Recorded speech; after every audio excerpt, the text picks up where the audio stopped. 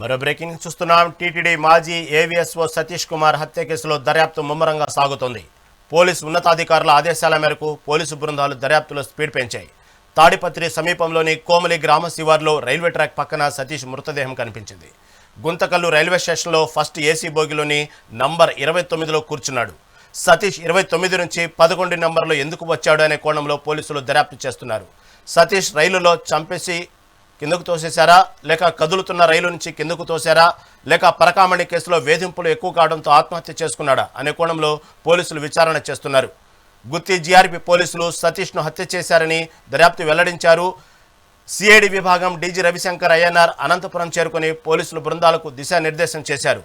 పోలీసులు వైద్య నిపుణులతో సమావేశమై వివరాలు అడిగి తెలుసుకున్నారు. కోమలి గ్రామం శివార్లో రీకన్స్ట్రక్షన్ నిర్వహించారు. కదులుతున్న రైల్లో నుంచి బొమ్మలను కిందకు తోసేసి ఏ భాగంలో గాయాలవుతున్నాయో విషయాలను పరిశీలిస్తున్నారు. గుత్తి నుంచి 2-3 రైళ్లలో పోలీసులు బొమ్మలను కిందకు తోసేసి సీన్ రీకన్స్ట్రక్షన్ చేస్తున్నారు. మృతదేహానికి సిటీ స్కానింగ్ నిర్వహించిన రేడియాలజిస్టులు, శవపరీక్ష చేసిన ఫోరెన్సిక్ వైద్యులతో రవిశంకర్ సమావేశం అవడంతో పాటు వివరాలు అడిగి తెలుసుకుంటున్నారు.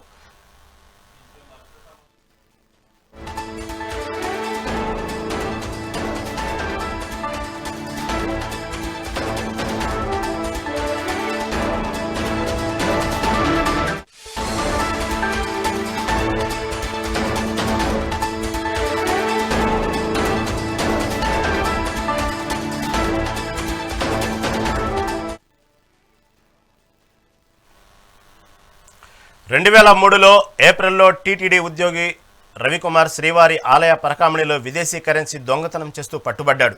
ఈ ఘటనపై ఏవీఎస్ఓ హోదాలో రవికుమార్పై సతీష్ కుమార్ ఫిర్యాదు చేశారు. రవికుమార్, సతీష్ కుమార్ ఇద్దరు రాజీ కుదుర్చుకున్నారు. రవికుమార్ ఆస్తులను కొంతమేర టీటీడీకి ఇవ్వగా మరికొన్ని ఆస్తులు సతీష్ పేరుపైన రాయించుకుని కేసు మాఫీ చేసుకున్నారని ఆరోపణలు ఉన్నాయి. సతీష్ చాలా రోజులు రిజర్వ్ పోలీస్ విభాగంలో పనిచేశాడు. డిప్యూటేషన్పై టీటీడీలో వివిధ హోదాల్లో విధులు నిర్వహించాడు. 2022లో ఏవీఎస్ఓగా పదోన్నతి లభించడంతో టీటీడీ ఆలయంలో సతీష్ విధులు నిర్వహించిన విషయం విదితమే. ప్రస్తుతం గుంతకల్లు రైల్వే రిజర్వ్ ఇన్స్పెక్టర్గా సతీష్ బాధ్యతలు నిర్వహిస్తున్నారు.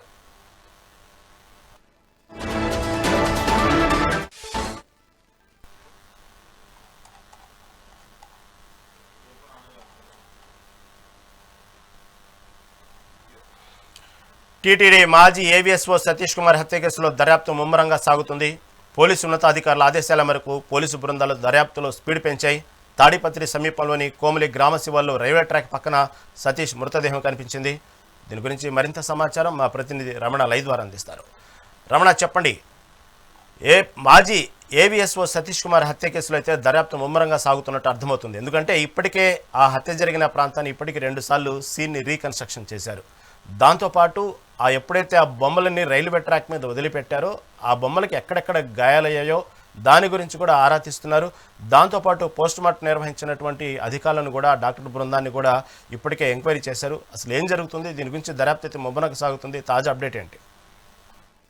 రైట్ రహీం, ఏదైతే తిరుమల తిరుపతి దేవస్థానం పరకామణి కేసులో సంచలన విషయాలన్నీ కూడా బయటకు వస్తున్న నేపథ్యంలో ఏదైతే ఏవీఎస్ఓగా అప్పుడు పనిచేసిన సతీష్ కుమార్ మృతి ఇప్పుడు తీవ్ర కలకలం రేపుతుందనేది నాకు తెలుస్తుంది. ఎందుకంటే సతీష్ కుమార్ మృతి తరువాత ఇందులో పెద్దవారు ఇన్వాల్వ్ అయ్యారనే విషయం అందరికీ స్పష్టంగా ఇట్టే అర్థమవుతుంది. ఎందుకంటే సతీష్ కుమార్ తిరుమల తిరుపతి దేవస్థానంలో ఏవీఎస్ఓగా పనిచేస్తున్న సందర్భంలో, పరకామణిలో విధులు నిర్వహిస్తున్న సందర్భంలో పెద్ద జీఎం గారికి సంబంధించిన ఎవరైతే రవికుమార్ సీనియర్ అసిస్టెంట్ ఉన్నాడో అతను విదేశీ కరెన్సీ నోట్లను దొంగతనం చేసిన సందర్భంలో ఆయన స్వయంగా ఆయన్ని పట్టుకున్నారు సీసీ కెమెరాల ఆధారంగా. అటు తర్వాత తిరుమల 1 టౌన్ పోలీస్ స్టేషన్ లో కేసు నమోదు చేశారు. కేసు నమోదు చేసిన తర్వాత నుంచి కూడా కేసు కోర్టులో నడుస్తున్న సందర్భంలో కొంతమంది ఒత్తిళ్ల కారణంగానే ఏవీఎస్ఓ సతీష్ కుమార్ కేసును లోక్ అదాలత్కు పంపించి అక్కడ కేసు రాజీకి కుదిర్చారనే కూడా విజిలెన్స్ రిపోర్ట్, అంటే అప్పట్లో సతీష్ కుమార్ విజిలెన్స్ రిపోర్టు ఇవ్వడం జరిగింది. ఆ రిపోర్ట్ లో కూడా స్పష్టంగా ఆయన చెప్పిన పరిస్థితి. ఈ నేపథ్యంలో ఏదైతే సతీష్ కుమార్ ఈ రోజు అంటే మొన్న 13వ తేదీ నుంచి కూడా తిరుమల తిరుపతి దేవస్థానానికి సంబంధించి హుండీ దొంగతనానికి సంబంధించి సిట్ అధికారులు ఎంక్వైరీ తిరుపతిలో చేస్తున్న సందర్భంలో మొదట 6వ తేదీ ఆయన విచారణకు హాజరయ్యారు. తర్వాత 14వ తేదీ రెండోసారి రావాలనేసి సిఐడి అధికారులు ఆయనకు ఆదేశించడంతో కూడా ఆయన 13వ తేదీ రాత్రి అర్ధరాత్రి తర్వాత ట్రైన్ లో ఏదైతే రాయలసీమ ఎక్స్ప్రెస్ లో ఆయన అక్కడి నుంచి బయలుదేరారు. గుత్తి నుంచి బయలుదేరిన ట్రైన్ లో ఆయన తాడిపత్రిలో ఎక్కిన పరిస్థితి. తాడిపత్రి నుంచి గంట వ్యవధిలోనే, అంటే ఆయన ప్రయాణించిన గంట తరువాత మృతి చెందినట్లుగా కూడా తెలుస్తుంది. దాదాపు గంట వ్యవధిలో ట్రైన్ లో అసలు ఏం జరిగింది, ఆయన A1 కోచ్ లో ఉన్న పరిస్థితి, ఆయన A1 కోచ్ లో 29వ నెంబర్ సీటుగా ఆయన రిజర్వేషన్ చేసుకున్నప్పటికీ 11వ నెంబర్ సీట్ లో ఆయన లగేజీ దొరికిందనేనని తిరుపతిలో ఎవరైతే ట్రైన్ ఇక్కడికి తిరుపతికి చేరుకున్న తర్వాత తిరుపతిలో లగేజీని అంతా కూడా అక్కడున్న బాయ్స్ తిరుపతిలోని పోలీసులకు అందజేసిన పరిస్థితి. కానీ సతీష్ కుమార్ ఈ పరిణామంలో అసలు ట్రైన్ లో ఎందుకు 29వ సీట్ నుంచి 11వ నెంబర్ సీటు వరకు వచ్చారు, అసలు లగేజీ ఎందుకు అక్కడికి వచ్చింది అనే కోణంలో కూడా ఆ పోలీసులు ఇప్పటికే దర్యాప్తు అయితే ప్రారంభించిన పరిస్థితి. దీనికి సంబంధించి రీకన్స్ట్రక్షన్ ఇది కూడా పోలీసులు చేస్తున్న పరిస్థితి అయితే ఉంది. ఇప్పటికే పలు దఫాలుగా ట్రైన్ లో నుంచి ఏదైతే నమూనాకు సంబంధించి బొమ్మలను కూడా, ఏదైతే ట్రైన్ స్పీడ్ వెళ్తుందో అదే స్పీడ్ లో ఆ గుత్తి తాడిపత్రి సమీపంలోని కోమలి గ్రామం వద్ద కూడా ఆ బొమ్మలను తోసి ఎలా ఆ బొమ్మలకు గాయాలు అవుతాయనేది కూడా సీన్ అంతా కూడా రీకన్స్ట్రక్షన్ చేసిన పరిస్థితి.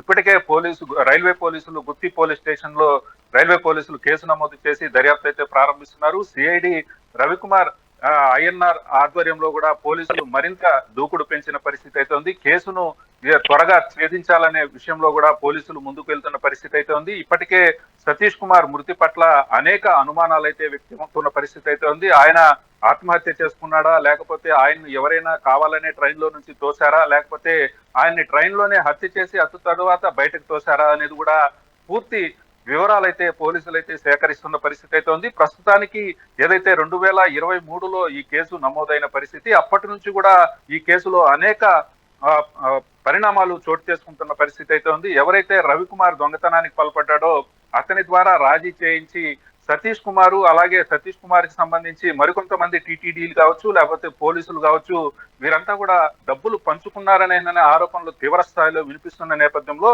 ఈ రోజు సతీష్ కుమార్ మృతి అందరి మనసులను కలచి వేస్తున్న పరిస్థితి. ఎందుకంటే సతీష్ కుమార్ కి ఒక కుటుంబం ఉంది, ఆయనకు 2 చిన్నపిల్లలు ఉన్నారు.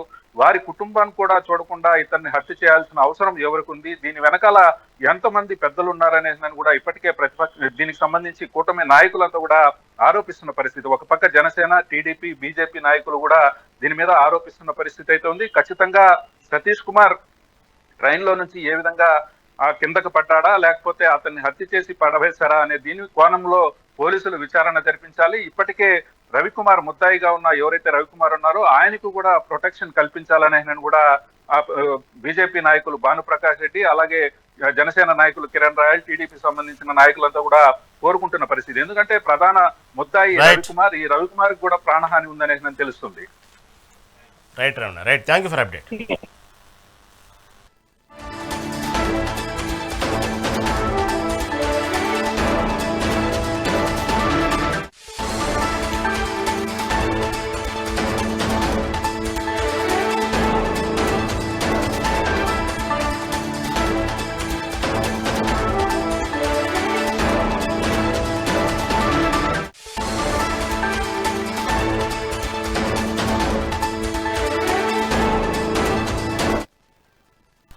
టీటీడీ మాజీ ఏవీఎస్ఓ సతీష్ కుమార్ హత్య కేసులో దర్యాప్తు ముమ్మరంగా సాగుతుంది. పోలీసు ఉన్నతాధికారుల ఆదేశాల మేరకు పోలీసుల బృందాలు దర్యాప్తులో స్పీడ్ పెంచాయి. తాడిపత్రి సమీపంలోని కోమలి గ్రామ శివార్లో రైల్వే ట్రాక్ పక్కన సతీష్ మృతదేహం కనిపించింది. దీని గురించి మరింత సమాచారం మా ప్రతినిధి రవితేజ లైవ్ ద్వారా అందిస్తారు. రవితేజ, చెప్పండి, ఇప్పటికే మాజీ ఏవీఎస్ఓ సతీష్ కుమార్ హత్య కేసులో అయితే దర్యాప్తు ముమ్మరం పెంచారు. అయితే ఇక్కడ అనేక అనుమానాలు వస్తున్నాయి. ఇది హత్యనా, ఆత్మహత్యనా?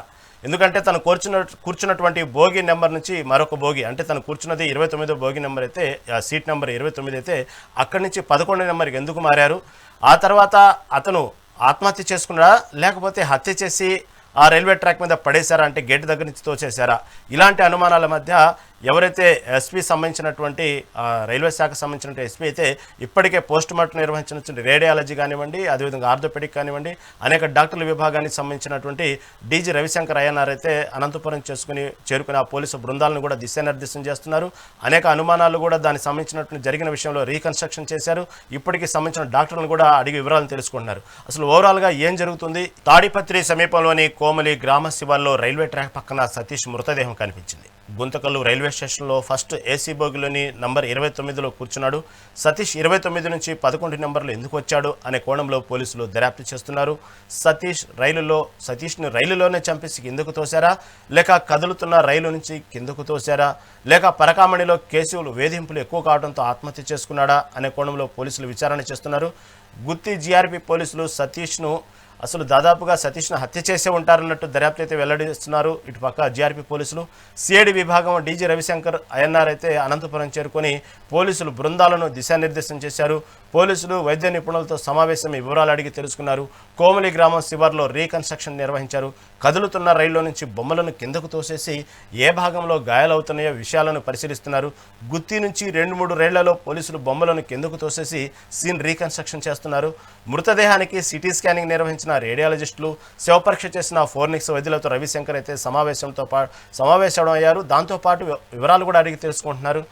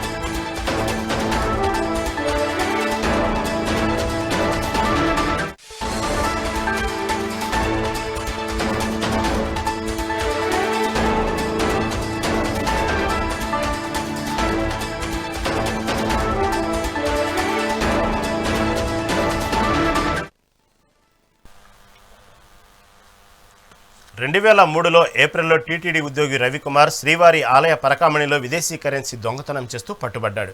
ఈ ఘటనపై ఏవీఎస్ఓ హోదాలో ఉన్నటువంటి రవికుమార్పై సతీష్ కుమార్ ఫిర్యాదు చేశారు.